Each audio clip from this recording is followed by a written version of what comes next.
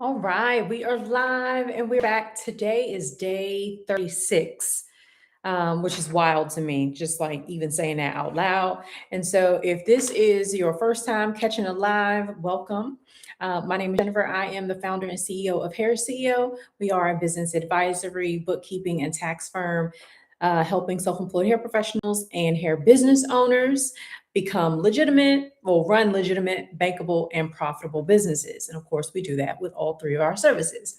And so today we are continuing with our 2026 Tax Talk series and going to focus on booth renters and salon suite renters.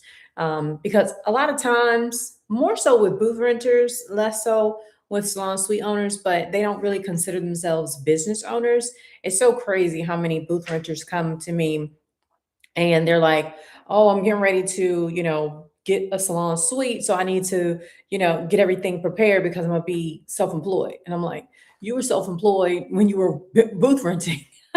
So I don't want booth renters to miss out on this $25,000 tick deduction. So I want to go into a little more about how booth renters and salon suite renters can take this, but also going over a little bit of the background with how to actually claim this deduction, because it does get a little tricky. I've had some people reach out to me just for clarification. They've sent me DMs, and I just want to make sure everyone fully understands how this works if you are behind the chair and you're renting a booth or renting a salon suite.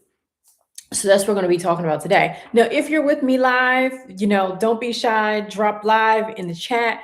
We have Tara in the chat, and she is an enrolled agent here at Harris CEO. And if you have any questions, she'll be more than happy to assist you.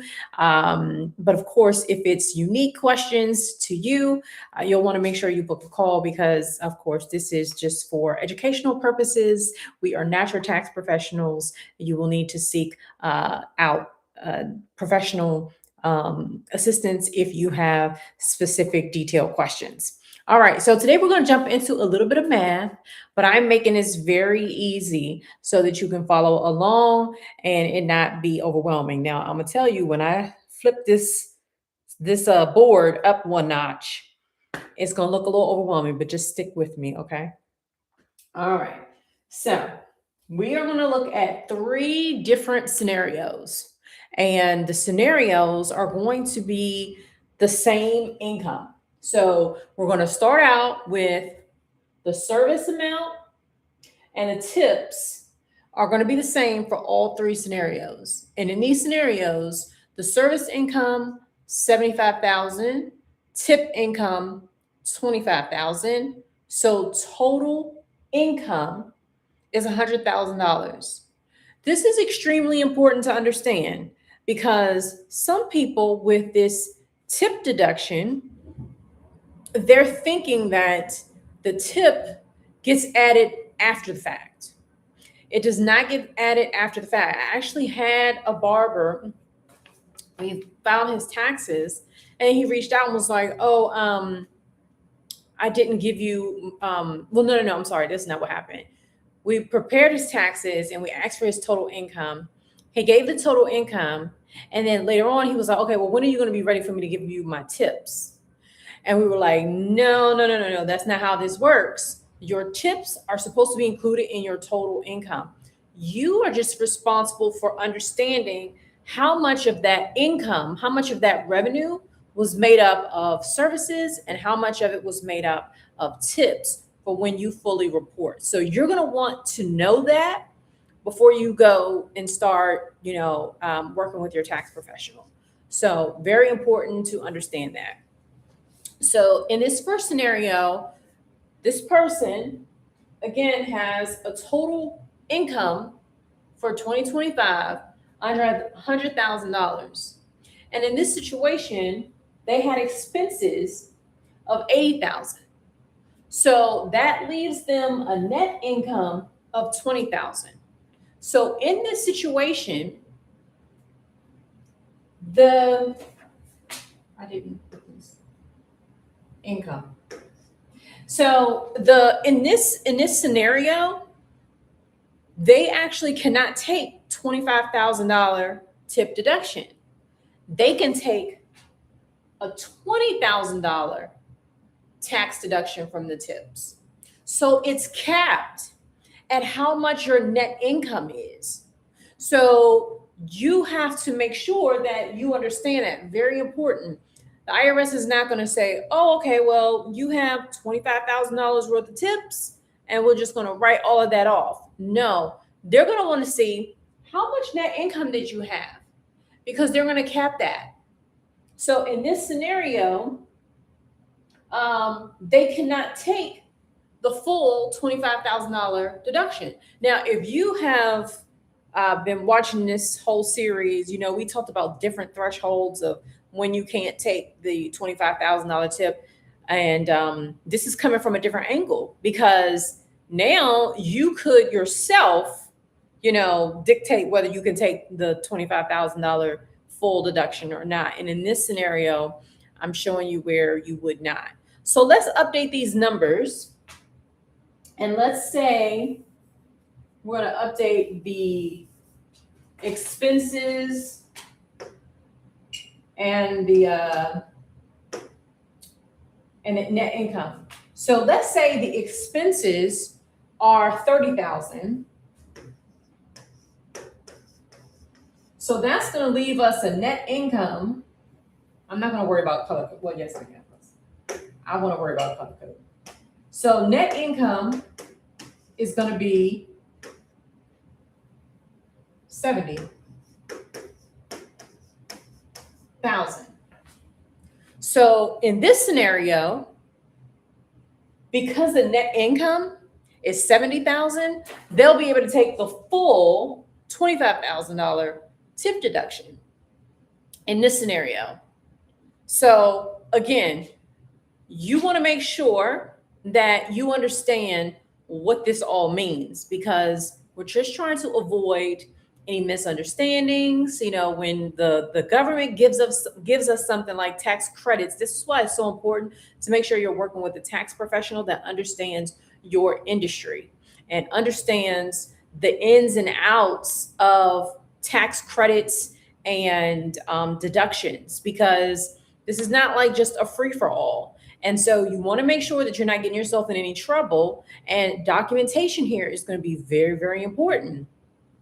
So if you have expenses of 30,000 and you're saying that you want to deduct 25,000 of that, then you're going to have documentation and proof that of this 100,000, 25,000 was tips. And you may be asking, okay, well, Jennifer, how do I go about proving that? I've just been taking money and I haven't really been doing any bookkeeping. Well, that's your first mistake, because as a business owner, you're required to do some type of record keeping.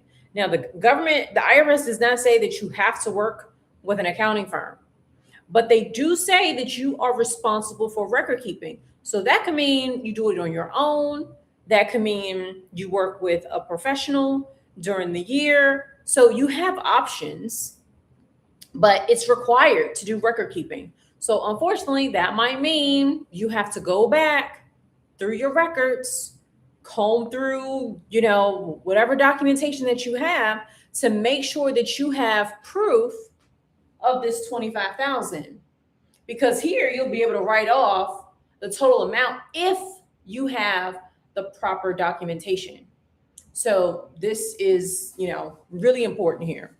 So now let's talk about a situation where I see a lot of people do, right?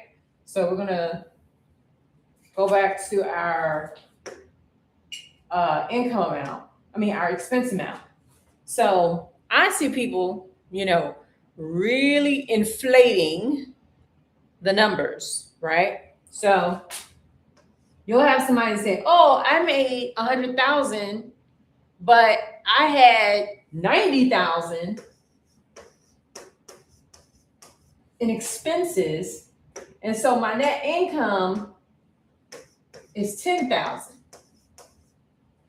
And then they'll say, oh, okay, well, it's 10,000. So then I'm going to take the $25,000 that I had in tips, and then I'm straight. Like, yep, give me my tax deduction. That's not how it works.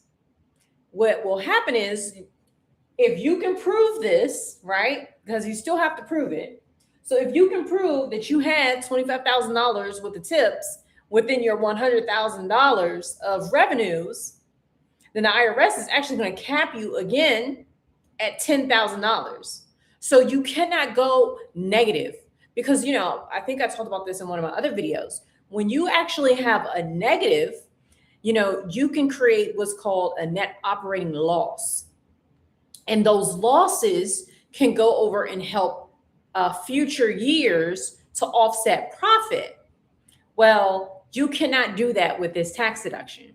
You cannot go into the negative by taking this tax deduction. You would just go to zero. But again, it has to be based on whether or not you have the proper documentation, but that is how the $25,000 tip deduction works.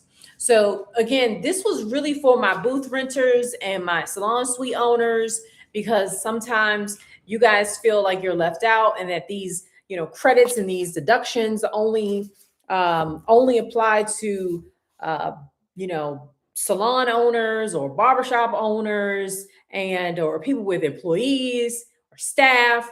Not true.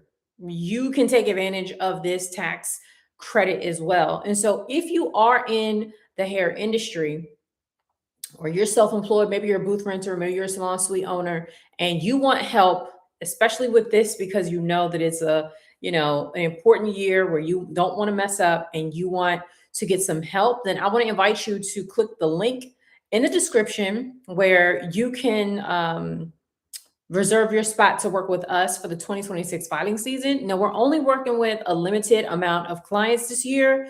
And so you'll want to make sure you get your slot sooner than later. And I would love to work with you here at Hair CEOs, just to make sure that you are, getting this tax deduction and this credit properly, because the last thing we want is audits. We do not want to take advantage of something and then do it all wrong, and now you got a bigger headache, and now you're paying back penalties and interest and going through the headache, and got bills, and now you're scared you're going to jail. We don't want that for you. So reach out, and I would love to help you. And so tomorrow we'll be back with another episode, and tomorrow is day 37, and we're doing 90 days live, talking about different topics related to the 2026 filing season. So I will see you tomorrow.